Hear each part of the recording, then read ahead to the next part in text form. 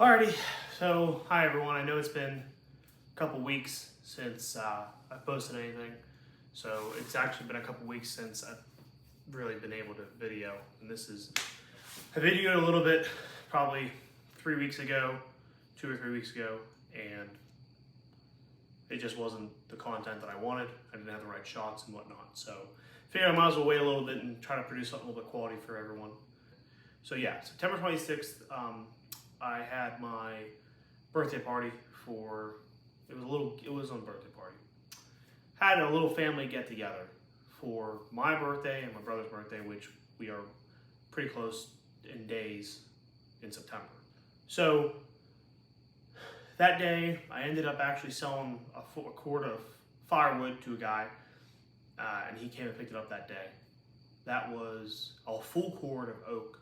And it was actually the day that he told me that he wanted another cord, so which I thought was pretty cool because I thought he just wanted a half cord to start out with, but he actually wanted a full cord.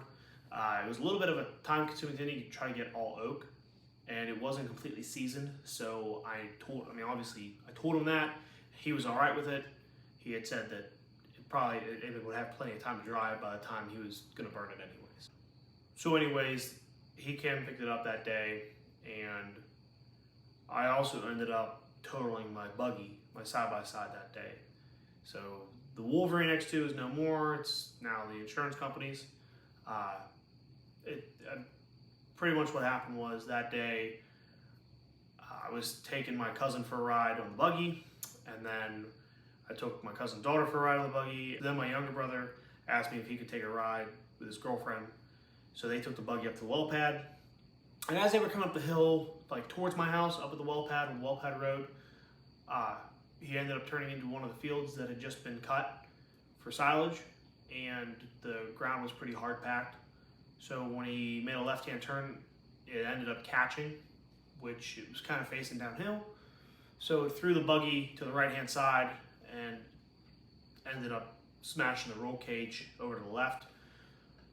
It wasn't, it's drivable. Everything was fine. It was drivable. Like, I was able to get it back home. He was pretty shaken up. His girlfriend was all right, though. Everybody was okay. Like, that was all that mattered to me. So they ended up totaling, the insurance company totaled it. Pretty much what happened was it bent the cage to the left, did some roof damage, did some right front tire damage, so the steering was messed up, and the cage is tied into the frame. Well, the cage is bolted to the frame, so where those mounting points are ended up bending. So I knew that it was past repairable, and at that point, if the cage is bent, the frame's bent, personally, I don't want to be in a machine like that where I know that if something was to go wrong, then it could potentially hurt me or somebody that's in the buggy with me. So I've been looking around, and I think I've pretty much decided, but I'm not 100% sure. It's going to be a while before I buy it because I can't find any right now, and it's a little bit more expensive than what I bought originally. So I had looked at Yamaha R-Maxes, I looked at Can-Ams, I looked at Polarises, doing research on all those, and I think I've come to the conclusion that I'm probably going to end up buying a Honda Pioneer 1000. I'm going to buy the two-seater, the three-seater, because it's a bench seat, but there's so many different features on that I would rather have than any other machine. I want something that's more utility. That's why I bought the X2. That's why I bought the Wolverine X2. It had an 850cc motor, and it was pretty quick, and it also had the dump bed. So I knew that it was gonna be something I wanted to ride on trails, and something that I wanted to use on the farm. So now that I've owned one, I know that I want something that's more just for the farm, but I can go ride whenever I want. So the Pioneer 1000, the one thing that I really wanted to look for in a machine was something that wasn't going to be screaming at top speed. So around here, it's 55 miles an hour on the main road and 35 miles an hour on the back roads. The Wolverine X2 went, I think the top speed was 52 miles an hour. So that being said, I wanted to find a machine that wouldn't be topped out at that. So the Pioneer 1000 goes 67 miles an hour as top speed from what I've read. It's also a manual / automatic, but it has gears. So I believe it has 5 gears. So what'll be nice is if I end up going with that option, I won't have to be at topped out RPM running down the roads that I normally run down. I also like the versatility that I'm able to select the gear that I'm in. The dump bed seems to be bigger and it seems to be built more rugged. It's also, like I said, transmission drive, it's not belt driven. So I don't have to worry about breaking any belts or anything like that. Well, all right. Yes, you are here. I see you. I am recording. This is my dog, Phoebe. I don't know if you can see her. Oh, she's gonna come up. Oh, she's gonna come up. Hi, how are you? So anyways, I'm looking for something that, like I said, a little more rugged built, a little bit of a different build. I know what I want in a machine now versus what I had. So it's not that I'm being picky, but I'm being picky. I have an idea in mind of what I want and what I want to use it for now. And it's, you know, I'm not going to change from, you know, doing utility work over to riding as much. I'm always going to be doing more utility work, if anything, especially living on a farm, especially, you know, having the firewood and, you know, these videos and stuff like that. I want to use it for that. So the problem is I don't have any lights anymore for doing my firewood, so I can't really do it at night. Right now, since it's getting close to fall time and it's getting close to daylight savings, it's 8 o'clock now and it's pitch black outside. So the headlights of my truck don't cut it. So I ended up going over to my dad's, he has a almond light plant generator. So I grabbed that at least for a couple weeks, and I'm gonna do some firewood at night. So you guys will be seeing that. I'll actually be able to film at night, being able to do that. So I hope you guys don't mind. I hope you like that kind of content. I'm not sure it's gonna be an adjustment, but it's all the time that I have right now to be able to do that. As for tonight, I'm gonna try to hang I'm gonna try to organize a little bit. I ended up going through the whole entire shop area right before I had my family party, and I cleaned up a good bit, organized a good bit. So the only thing I really have to do now is put my tools away, which my wife, for my birthday, got me some steel pegboards. Bought me some of these steel pegboards to organize all my tools. And then the other night I built some hangers to hang my chainsaws up. And then on the other wall here, I'm gonna build a hanger to hang up my hand tools. I just wanna get this place organized. And then I'm also gonna go over what I bought the other day because it's gonna really help me with my chainsaws. So I finally bought an Oregon grinder, which it's not just one of the handheld grinders, it's an actual bench grinder. So like I said, I'm gonna go through here and we're gonna mount the tables to the wall, hang up the pegboards, do some organization work, and we'll go from there. And then hopefully tonight we can get the sharpener set up, the grinder. So stay tuned. Also, I figured I should mention, I did end up buying, I traded in. Verizon was doing a really good deal. I ended up getting an iPhone 13 Pro Max. I had the 11 Pro Max and I wanted to wait.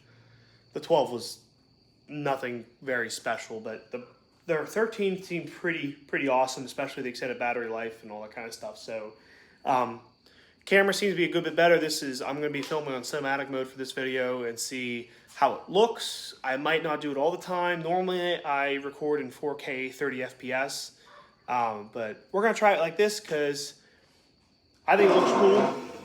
It looks a little bit more professional. All right, so I'm just going to start organizing stuff because that's what really needs done.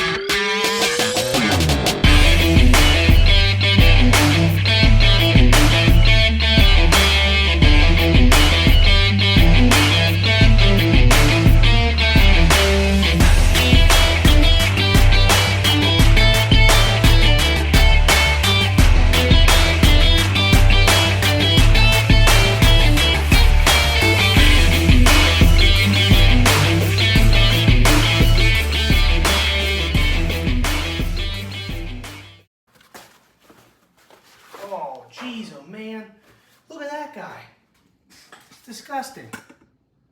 He's massive. He's the size of a $50. Have to hit him. Hit him with the old brake clean. I don't know if he's dead or not. If that didn't kill him, I don't know what will.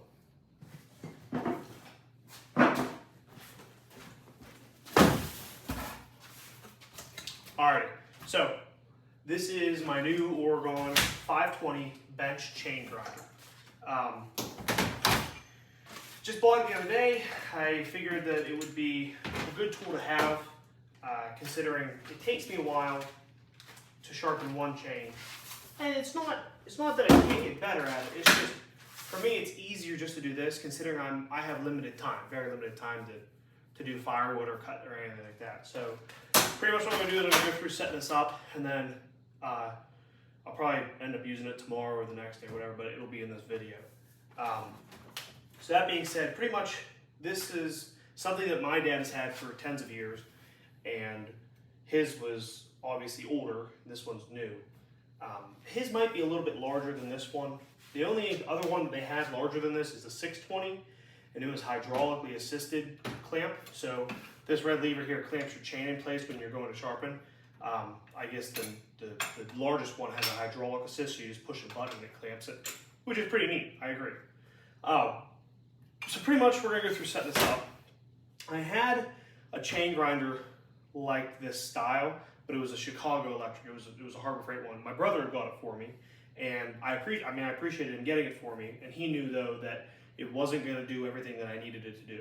So like I said, my dad has this one, or this style and this brand, but it's 15 minutes away, so it was pointless for me to drive the whole way over there when it would just take me 15 minutes to sharpen a chain here. But now I don't have to go anywhere, and it'll take me way less time than that. Yeah, but anyway, so it tilts the grinder head, and then the table twists left to right, and then you can adjust the table back and forth, which I'll just keep it at 0 for now and see how that goes. And then it comes with a couple different size wheels, grinding wheels, and then you can actually mold those wheels, so they give you a molding brick, like a grinding stone, that actual shape your grinding disc. Regardless, what we're going to do is we're going to mount this, and we're going to put it together, and then like I said, either tomorrow or the next day, whenever, I'll end up running it, and we'll run a chain through it and see how it cuts, or how it goes.